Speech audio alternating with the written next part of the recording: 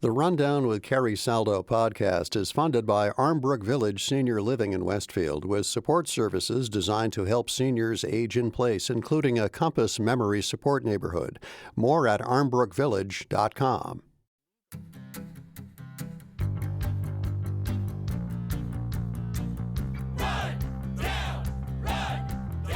This is The Rundown, your weekly news and review from Western Mass. I'm Carrie Saldo. It's Friday, September 27th, and this week's news crew: Jill Kaufman, a reporter at NEPM, Berkshire Eagle reporter and columnist on the phone, Clarence Fanto, and Heather Morrison, Mass Live managing producer of news. Good morning to all of you. Good morning. Good morning. Later in the show, why Ethel Rosenberg's family here in Western Mass are saying the convicted Cold War-era spy should be exonerated, a closer look at MCAS scores for area students, and some big attendance for two of the 4-on-3's biggest draws. Send us your thoughts on that and anything that comes up in today's show. Our email, therundown@nepm.org. That's therundown@nepm.org. On to our first topic of the morning. Hampden County Sheriff Nick Kochi is reportedly back to work following his arrest Saturday and Monday arraignment for alleged drunk driving. Multiple area news organizations covered this, including NEPM's Adam Frenier and Sam Hudzik and Greta Yoakum and Jim Kinney at the Republican and Mass Live. Going to lean on a mix of all of their reporting work here this morning. Kochi admitted that there are enough facts to find him guilty of drunk driving. That's after police say he drove a banged-up state-owned SUV to the MGM casino Saturday evening in downtown Springfield. According to the police report, Kochi was stumbling and slurring his speech. He refused a field sobriety test and breathalyzer. On Monday, Kochi initially pleaded not guilty at his arraignment in Springfield District Court. And here's what he told reporters outside of the courthouse. I take full responsibility for what happened this past Saturday. I look forward to moving forward with the Sheriff's Office and continuing to do the great work that my men and women do each and every day for our community. A lot of details that I still want to get to here, but before I move on to those additional details, any initial thoughts from the panel this morning? I want to give a little behind the scenes. Sure. So Louise Philman from Mass Live was working on this all day Sunday and actually texted me at like past 10 o'clock at night that he had it confirmed. I jump out of bed to edit it. So he was the one who broke this news before the arraignment Monday morning. Yeah. And as I said, lots of details here. Kochi's situation essentially boiled down to this: a continuance without a finding. That means that the sheriff will be on probation for a year and the charge will be dropped if he stays out of trouble. He also lost his license for 45 days and will need to take an alcohol education course. And the Republican reported that he lost 3 days' pay as per Sheriff's Department policy. Now, some reporting by NEPM's Dusty Christensen and the Republicans' Greta Yoakum answered several questions that were really top of mind for me Adam this week. Frenier, I'm throwing him in there just Thank as you. somebody who ran down to the courthouse in the morning. Yeah, and, I mentioned him off the top, but absolutely. In some of the questions, including how would the average person have been treated in this circumstance? And Dusty spoke with two local defense attorneys about Kochi's case, and they said Kochi did not receive a preferential deal from prosecutors. Thoughts on the pieces there coming out of this? I don't know if I can speak to the lawfulness of this. I know that the state is involved because this took place. MGM property became a federal, or the state attorney general was involved in because prosecuting it was on this. MGM's ground. Right. But I just want to say something quickly about the popularity of this sheriff, and that people. He's been reelected. People really, really like him and support him and maybe have compassion for him more than taking him down. It's not an election year. He's got a couple more years before that, I believe. 2028, he's up for re-election. Facebook profile photos changed to be, someone's photo with the sheriff. There is a lot of support for someone who who did some, who allegedly, or as he said he did, who took the state, he took a police car, he took, he damaged something, he drove drunk, these things. There's so much support for him. It's really interesting to watch a public figure have that, as opposed to much of what we're seeing in other situations. One of the questions that Dusty had was how quickly the case was resolved, or seemingly how quickly it was resolved. And Dusty spoke with Lawrence Madden, the head of Springfield's Public Defender's Office, who had this to say about that. That's totally typical, and in many cases, it's not unreasonable. So we just heard Lawrence Madden say that this is typical, and it's not unreasonable that a drunk driving case like this would be adjudicated in that sort of rapid fashion. And maybe this is my cynicism of the court system showing here. I was surprised to hear that. I would think that maybe something like this might take a bit longer to work its way through the system. But here we heard from that attorney that he didn't think that that was the case. As you say, Jill, there has been support for Sheriff Kochi following this incident. We saw, I think, Angelo Pupolo change his Facebook photo, which you referred to there, state representative, and others. And I know that there has been some discussion about just some reporting in Mass Live and The Republican about that support. Ryan McCullum, who's a political consultant, said that part of that goodwill could come from the sheriff's approach in general. And he said it's part of the Sheriff Kochi's credo that, quote, people deserve second and multiple chances. And that belief works in his favor on this one, obviously. Clarence, are you there on the line? Yes, I am. You're out there in Berkshire County. What's your read on this?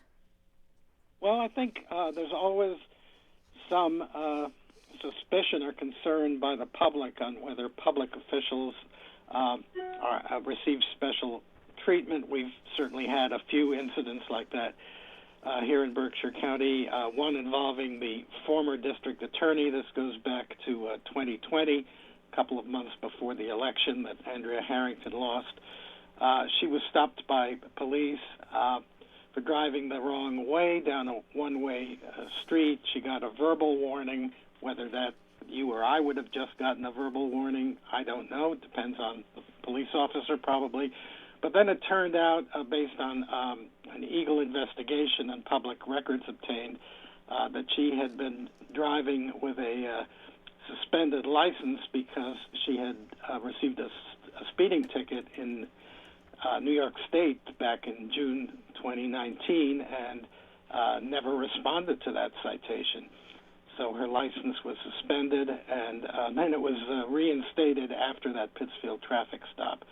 So that's just an example of the type of incident. Whether that played into her election loss or not, we have no way of knowing.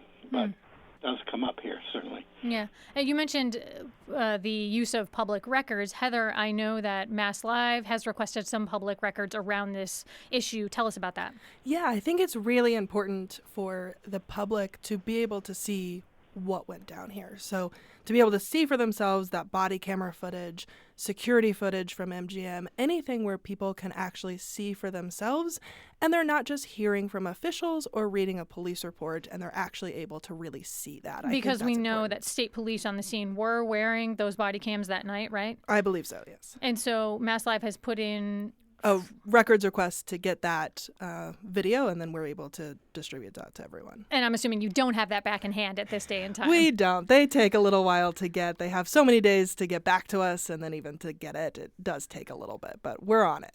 I know that the Republican also asked the sheriff's office about the use of the state-owned or the sheriff-owned SUV and whether or not that was being used for official business. And the Republican was told that the sheriff's office spokesperson was unsure about whether Kochi was using the SUV for official business and if he would face any discipline for the use and damage of that vehicle. So there's another question around this that remains to be seen. Jill, well, just whether there could be additional charges is what you regarding the vehicle. It's not a theft of a vehicle. It is a vehicle that he had the keys for. But absolutely not. I did not mean to imply that. No, not that you're implying it, but that it is about a use of vehicle off hours. A law enforcement right, like we all have our own right. personal vehicles, and whether or not he was using that company vehicle. Right.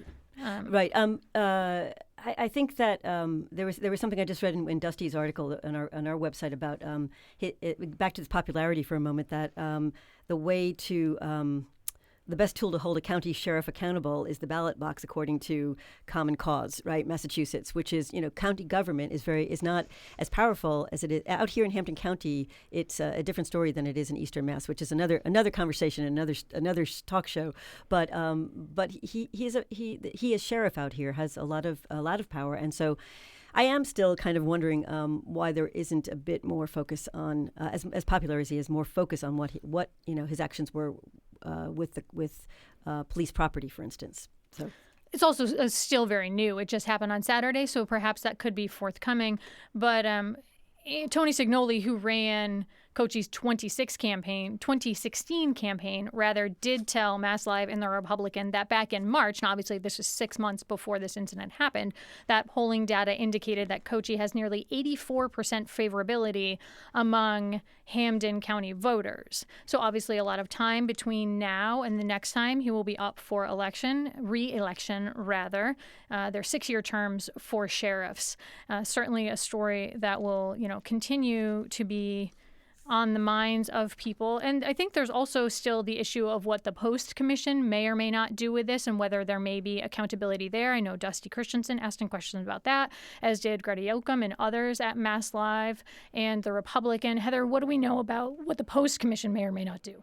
Yeah, so at least for me, in general too, the Post Commission is still fairly new. So I think it will be really interesting to see what the Post Commission does with this.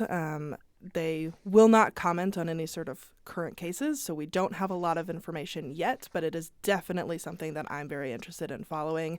And again, with him not being up for re-election until another 4 years from now, I am very interested in watching his favorability, because even if it drops right now, that's a long time to be able to bring it back up. Well, certainly something that I think is a story that many reporters in this region will be keeping a close eye on. I'll turn us now from this very current course case to a decades-old closed case that had a recent shocking development. Investigative reporting by Eric Tucker of the Associated Press and local editions here by independent reporter Brian Steele of The Republican. The headline, newly released memo clears Ethel Rosenberg of spying, but says she knew her husband did. Sons seek to exonerate her.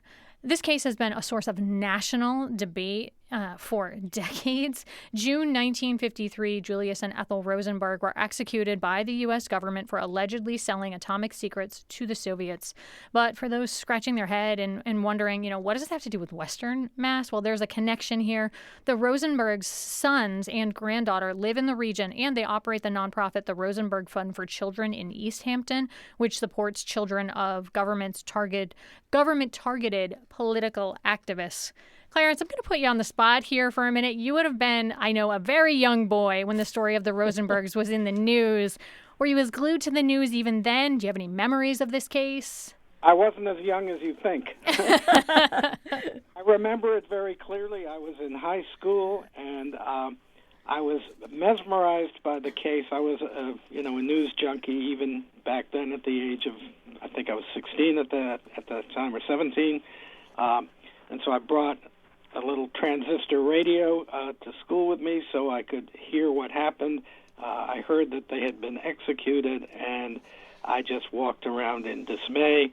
And I was also sad to see that none of my classmates seemed to be the slightest bit concerned about this. Well, you were very tuned in even then, Clarence. No shock there whatsoever. I wanted to look at a little bit of the history of this, and so I went to the Dwight Eisenhower Presidential Museum website, and it pointed out that one of the first decisions facing the newly elected President Eisenhower was whether to grant executive clemency to the Rosenbergs. Eisenhower obviously declined, and he said, quote, "The nature of the crime for which they have been found guilty and sentenced far exceeds that of the taking of the life of another citizen. It involves the deliberate betrayal of the entire nation and could very well result in the death of many, many thousands of innocent citizens. I mean, and there are many details in this reporting that I could delve into here, but just 2 points I want to make. The Rosenbergs' son, Robert, and Michael Mirapool have reported for decades, or been working for decades really, to establish that their mother was falsely implicated in this spying. And the brothers considered the memo to be a smoking gun and are urging President Joe Biden now to issue a formal proclamation saying that she was wrongly convicted. And Jen Mirapool, Ethel Rosenberg's granddaughter and executive director of the Rosenberg Fund, told the Republican that her grandmother's conviction was, quote, based on perjured testimony and prosecutorial and judicial misconduct. Jill, I know you find this story fascinating. What are your thoughts? I do, and also because of what kind of light it might shine on matters today in terms of national security, or even the death penalty, which is something that was going on this week with the case of Marcellus Williams. This is not about his trial at all, but if there is a question of innocence or compliance, or what is the connection to the crime directly or indirectly. So Ethel Rosenberg's story, there was a heightened time in America in the 1950s. Did that lead? Of course, that's been the conversation. The for Cold decades, War hysteria led to this. Led to this. So I also ask to myself, what does clearance mean at this point for the Mirapool brothers and the rest of the family? What does it mean to clear her name when this has been done already, when she has been executed in the name of what she allegedly did? It will be absolutely interesting to keep watching this. We do need to take a quick break, but stay right here because we'll be back to discuss dipping MCAS scores in Western Massachusetts, and the turnstiles are still spinning at the Big E. We'll be back in a minute. This is The Rundown. I'm Carrie Saldo.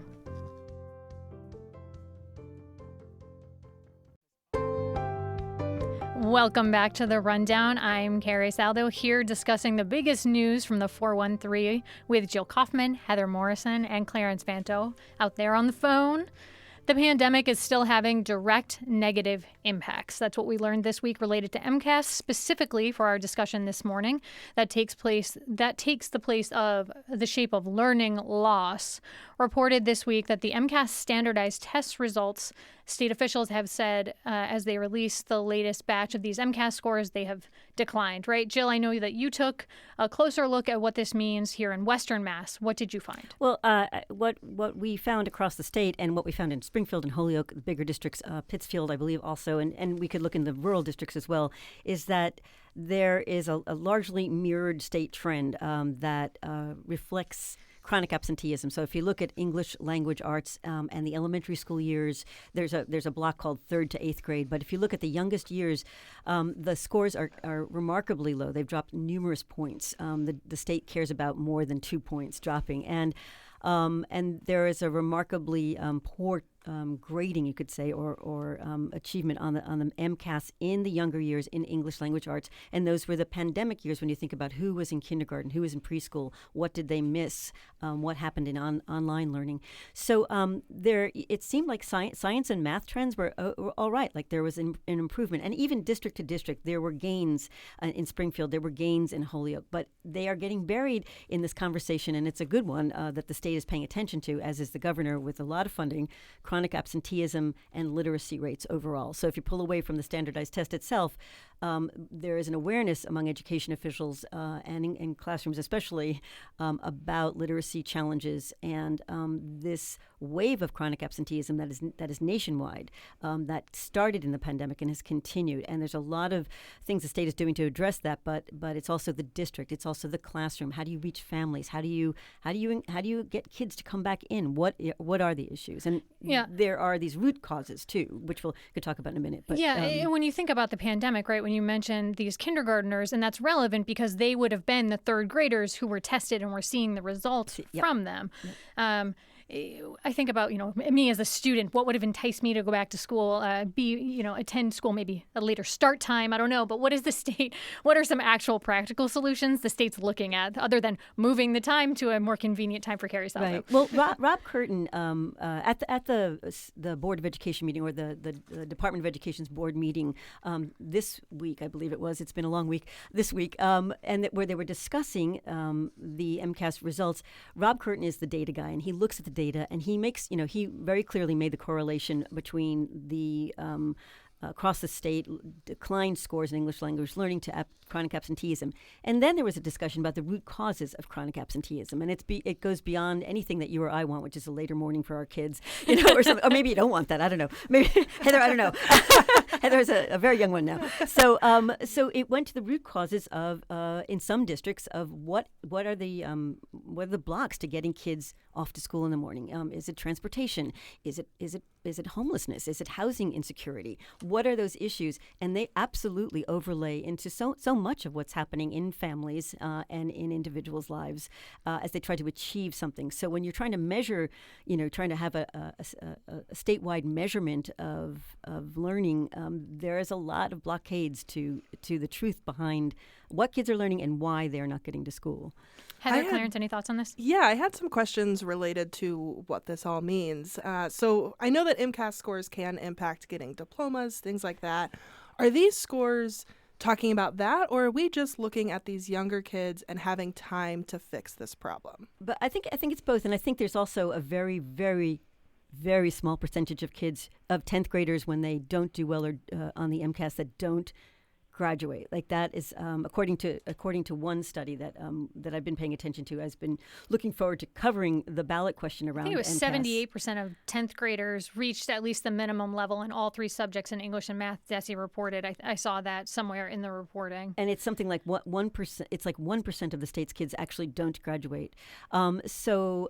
I think fixing it is the big question now, but fixing it is also running into the ballot question about and it's not the ballot question alone. It's been for years people against a standardized test that doesn't necessarily, according to some, address what everyone is learning or what culture background they come in with. And we are certainly going to get to the details of question 2 on another day relative to the MCAS. I'm going to move us on, though, given the MCAS numbers are down, but some big attendance numbers for both the Big E and Tanglewood. Heather Morrison, you took a look at these Big E numbers. The Eastern States Exposition, as it's formerly known, the Big E, it's happening at the fairgrounds in West Springfield through Sunday, but the big attendance records here, 7 record-breaking days made news. What are the details, Heather? Yes, so we started looking last year at Big E numbers with the lots of rain. Ticket prices has increased. So last year numbers were down.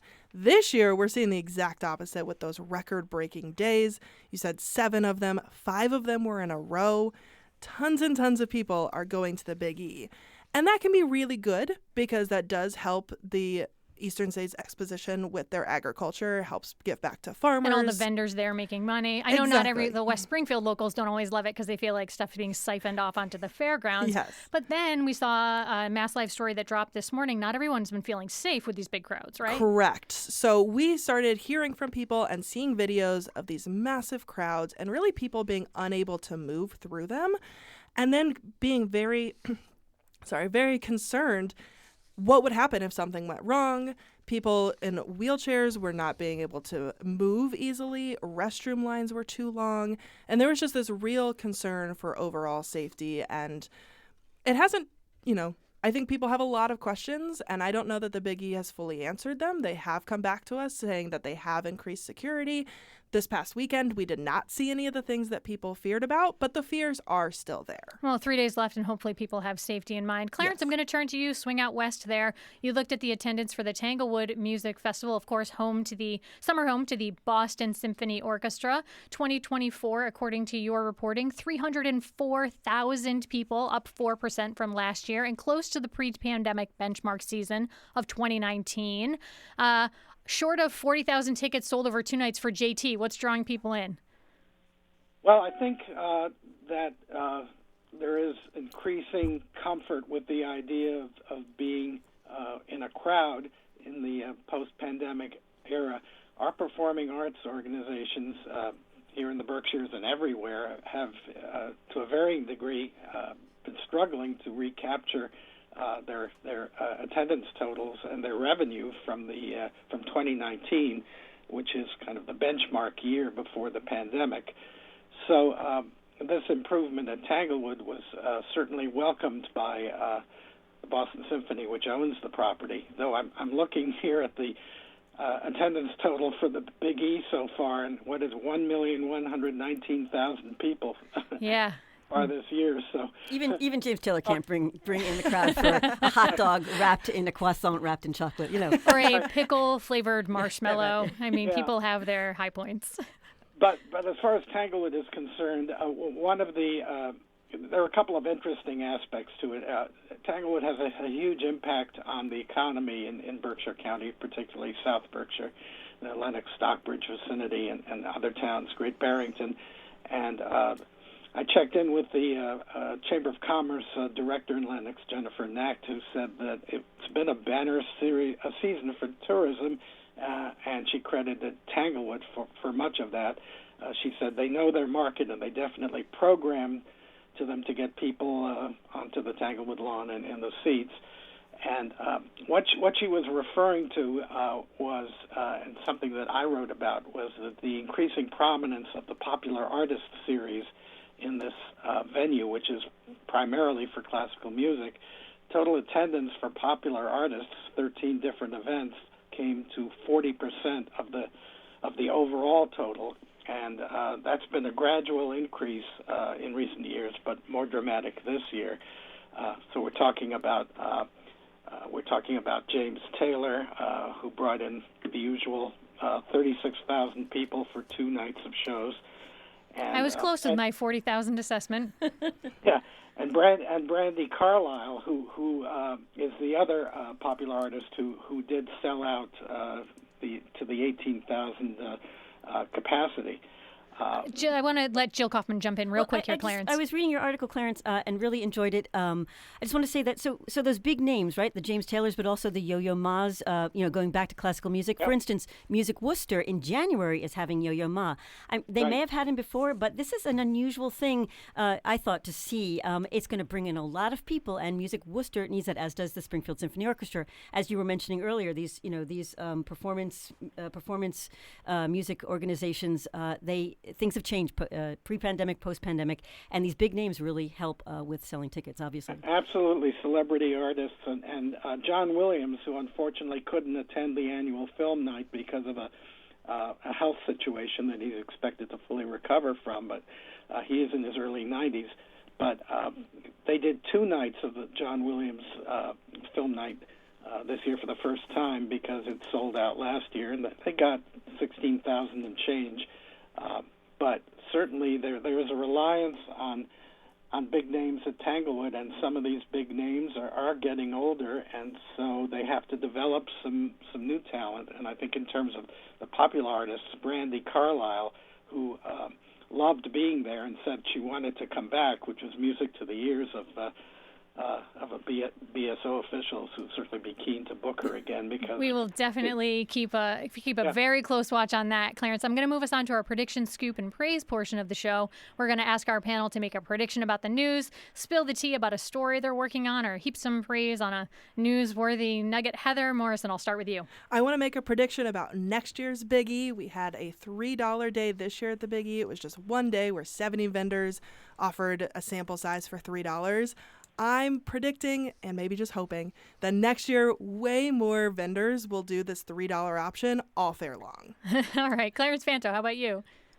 Well, I did an opinion column the other day. The headline was, "Where will Kamala Harris be on January 6, 2025? Anyone know offhand? No, I think I'll leave it to you to tell us, CF. What do you think? Right.